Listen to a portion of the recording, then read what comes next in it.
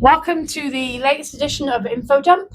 I'm Melanie Davis. I'm one of the youth workers here in Stanton, North Wales, and I'm joined today by Alana, who is one of our young people.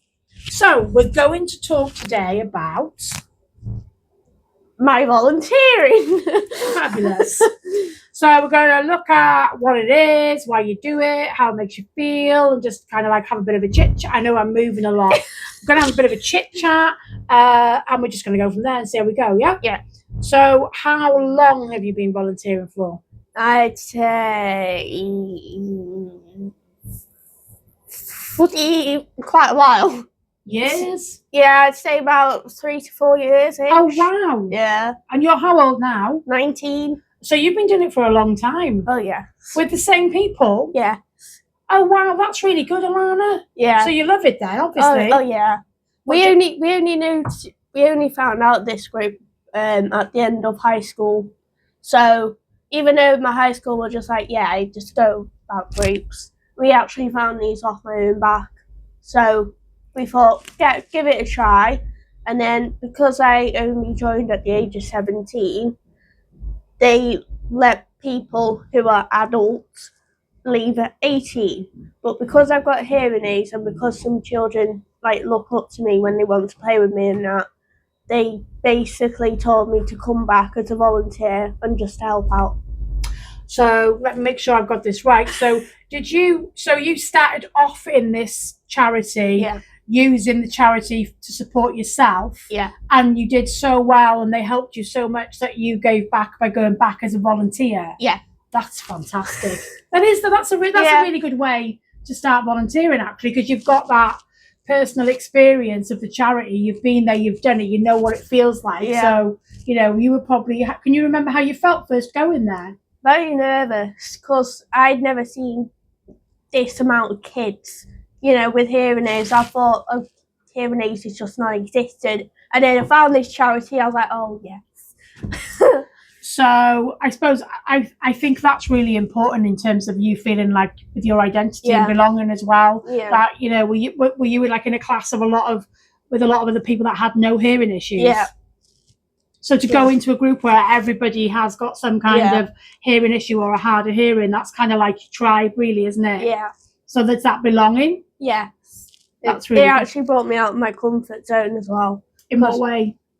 It was like it made me more confident, and then it kind of brought me out because I was seeing these little kids, who were like a lot younger than me. I was like, oh my word. So So what's the age group of the children and the young people that go to this place? Babies, as in like who have just been diagnosed, up to like high school. Oh wow, good age range then. So do you want to say the name of the charity and give them a bit of a shout out? The charity is called CSSEF. It's also known as Chloe's and Sophie's Special Ears Fund. They basically deal with families who have got children with hearing impairments or hearing loss.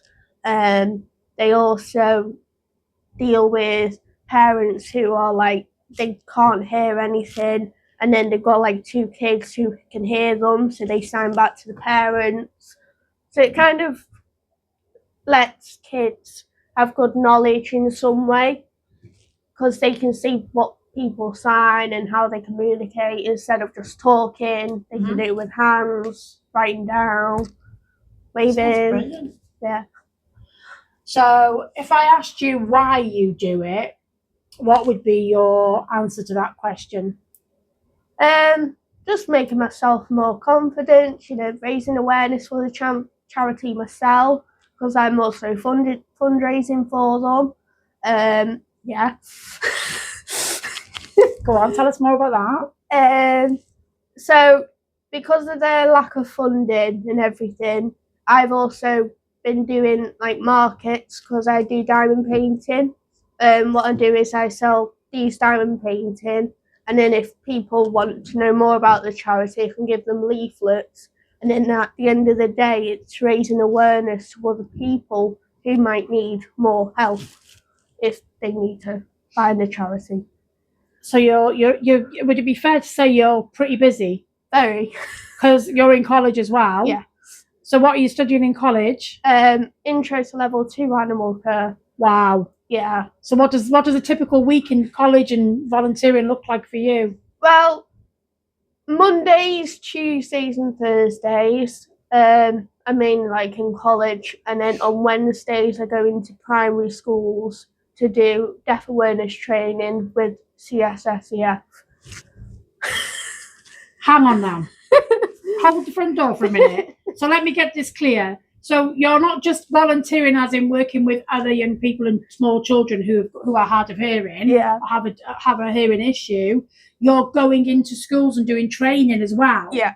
So can you talk a little bit about that? What that looks like, what it is? It's basically where I stand at the front with a clicker, and then the main person who organised the charity Up This Way, she mainly talks about, you know, people who are going with bone-anchored hearing aids that go around your head, cochlear implants, and hearing aids. She also gives like pictures of what it looks like, so people haven't seen it before, they know what to look out for. They also do like books for kids that the character is deaf themselves. Okay. So if like a person doesn't understand what it is from a deaf person point of view, then they can look in the book and then read what they're going through or what they can hear. They also work with famous deaf celebrities. So like Rose Alex. Yes. Yeah. Strictly. Yeah. And EastEnders, was it? EastEnders and Patience. That's right. Yes. I'm waiting for the new series to come out. She's massively raised the kind of like awareness around deafness though, and sign language, you know, all liquid and all of that. It's like she's brought it really into the mainstream almost. Yeah. Which is so important with any kind of, you know, disability. It's that kind of like people can sometimes be quite scared to ask about it as well. They don't want to say the wrong thing, or they don't want to use the wrong language, or they don't want to upset or offend people. Yeah. And I think if people feel less scared of asking or saying or inquiring, and when it's on the TV and it's in front of you, I think it makes people feel more comfortable to be able to, and that must be great for you, because you obviously want that to happen. Yeah. But wow, okay. She also brings out books that she's made herself. This Rose Ailing lady does. Okay, didn't know that. Yeah. So so there's a lot going on. Yeah. Crikey. Okay. So in terms of the volunteering then, if somebody was thinking about doing it and they weren't too sure, or they were a little bit nervous, because you were saying earlier when you first walked in, it was kind of like, you know, because it is scary to walk into somewhere where you don't know people and you're not sure how it's going to be or what it looks like. What would you have any kind of advice for people who are not any kind of volunteer? This could be, you know, with anything. What would you have kind of like top tips or advice on what to do? I would just basically say be aware of people with like hearing aids or any charity that you're working with, basically. Also just like take in the happiness, because you might find somebody out there who is like really not confident, which was me at first, and then my confidence builded up because I was working with this charity. They were helping me out as well. Just basically taking the good experience, I guess. Yeah. Fair enough. Now, so does it have any kind of like youth clubs in this charity that you work for, like specific groups for specific age groups, or is it all everyone together? It's they do event. Well, they try and space it out because they've got like more older people now, as in like, you know, high school kids. So they're like trying to space it around to like, if they want, instead of bringing like baby stuff into the adults, you know, the high school. I get you. She wants to like equaling it out. Right. It's just like trying to find it really hard to, you know, find certain places which are suitable. So, because we've got like some people who are in Wrexham, there's loads over in Wrexham, there's some people in Denby, there's some people in Rill. It's spread out. Yeah, there's also some people in Ruthin, you know, so it's like spread out. Well, yeah, because there are people that are hard of hearing or who are deaf all over. My mum and my brother both wear hearing aids. Yeah. I know I was joking before we started that, you know, when I'm around people generally with hearing aids, they have to turn them down because I'm so loud. Yeah. Because that's just naturally how I speak. Yeah. But I think it's like anything in life, I suppose. If you haven't really had any experience of it yourself, or somebody that you care about or is around you, it's one of those things where you don't really know a lot about it, and you don't think you need to learn. And I think it's like with anything. It's the same with kind of being neurodivergent. Yeah. You know, it's kind of like everyone's kind of like, oh, that, you know, that seems to be everywhere. I get that all the time. You know, it's everywhere at the moment. It's kind of like, it's not that it's everywhere. No. It's that there's more awareness. Yeah. There's more information and there's more knowledge. So people are able to learn more and get the information a lot easier now. Because I'm that old. You know, before we had phones. Yeah. I know that's really hard to believe. But when you couldn't Google something and you didn't have it, you know, you used to literally have to go find a book. Yeah. To get the information. I sound like a fossil, but it's true. And I think that's one of the really good things about technology, isn't it? Yeah. And in terms of communication, so, you know, depending on where on the scale of deafness people are, technology can be such a big tool to help for your communication. Yeah. Would you agree with that? Oh, yeah. So how would that look? How would people use technology in terms to help them kind of communicate? Well, they'll probably write stuff down on a notepad, or they get Google to say it out for them, or they say it into the phone and then the phone says it out. Or they use pictures. True. You know, there's loads of different ways, isn't there? Yeah. So I suppose, what would be your kind of like one message to, so say like somebody didn't really know a lot about deafness or hard of hearing, or they weren't sure what it meant or how it would look. What would be, you know, as somebody who's got hearing issues, what would be your one sort of piece of advice you would say to somebody if they were kind of a bit twitchy about asking? Or if you know other people around who are like hard of hearing, maybe ask questions to them, or go to like doctors, because they might have more, you know, information around it. Fair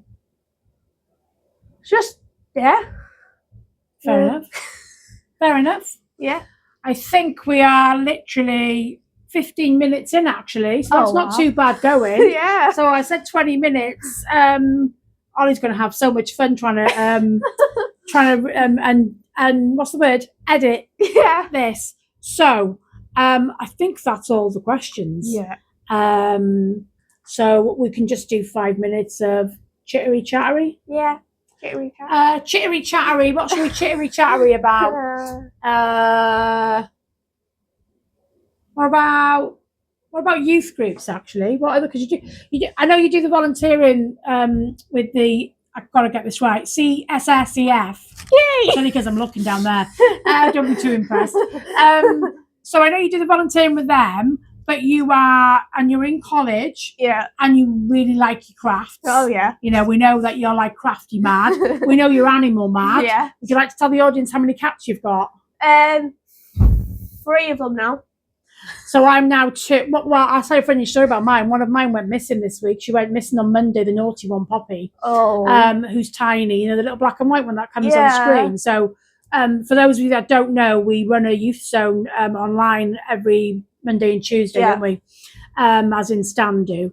And we're all animal mad, aren't we? Oh, so usually even the staff may have a dog or a cat join on screen. And Poppy, the little black and white cat that's got the moustache, likes to come on.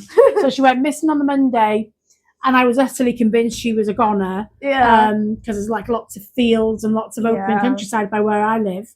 And she walked back in at 10 p.m. last night, which was Friday. So she'd been gone for 5.5 days, which is a record for her. She was starving. So she's clearly been stuck somewhere, the little minx. But we're big group of animal lovers, aren't we? Oh yeah. I think it's fair to say. Yeah. And your eldest cat is? Maggie. Well, I have Maggie that pops up on the call every The tabby. Monday. Yeah. Good old Maggie Moo. Maggie Moo Moo. How old's Maggie Moo Moo now?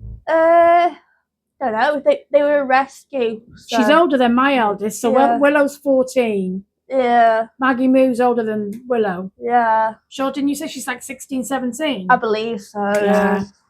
Or an age.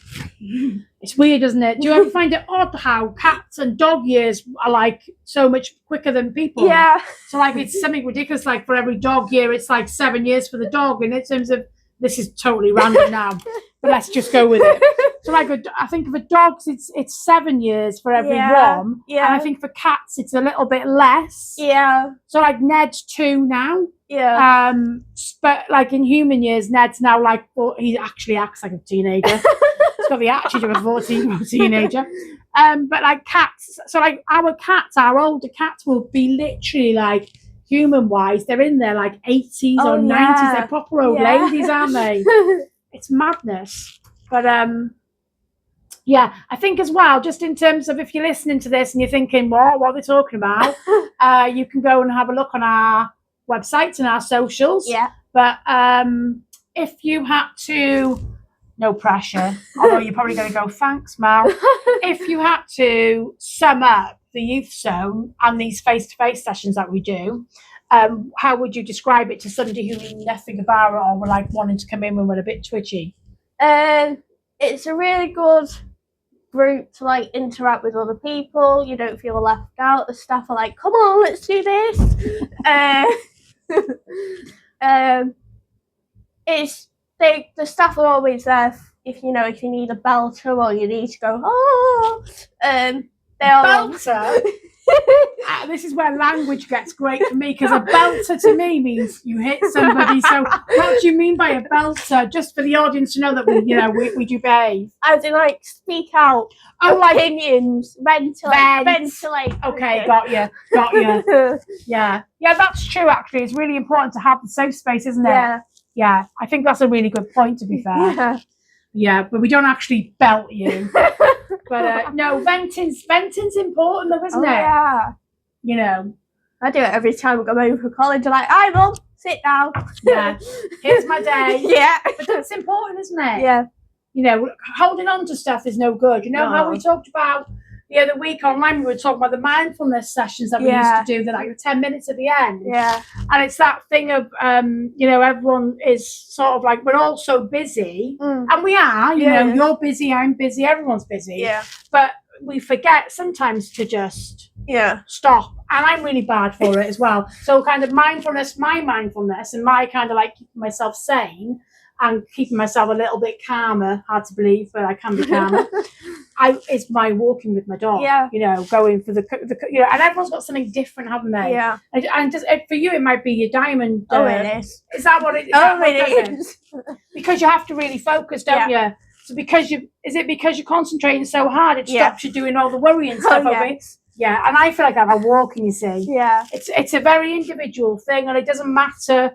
I think it's not about what it is; it's about what works for you, isn't it? Yeah. And everyone has their different ways. Totally. Yeah. Yeah. We shouldn't all be wanting to do the same thing, because that would be like bore off, wouldn't it? Yeah. But it would be. I think and it's good, and that's the other thing about the groups that I like as well. You're all really good at supporting each other. Oh yeah. If someone's having a really hard time, or there's something going on and they're really struggling with it, you are an absolutely epic group. You are. I always say this because I'm so proud of you all, how you all come around and support each other. Yeah. And quite often the staff we just sit there because it's better for the young people to hear it from other young people. Yeah. Because we're old. To you, we're old, and we are, and some of us are like the age of your parents, and it's kind of like, oh, come on, and sometimes it's better from you hearing it from your own age group. Yeah. Oh, being told that's my 20-minute timer. But, so I think we're going to stop there then, and say good luck, Ollie. Yeah. Editing this. Yeah. And I don't know how to stop everything, so shall I go and get him?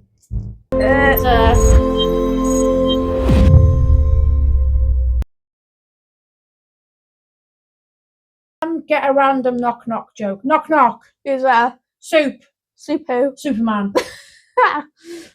Knock knock. Who's there? Waddle. Waddle who? What'll it take you to get to open the door? Knock knock. Who's there? Wafer. Wafer. Wafer who? Been away for a while, but now I'm back. Knock knock. Who's there? Icy. I see you. I see you in there. No, I don't get that one. I'm not doing that one. No, not that one. Knock knock. Who's there? Wah. Wahoo. It's a me, a Mario.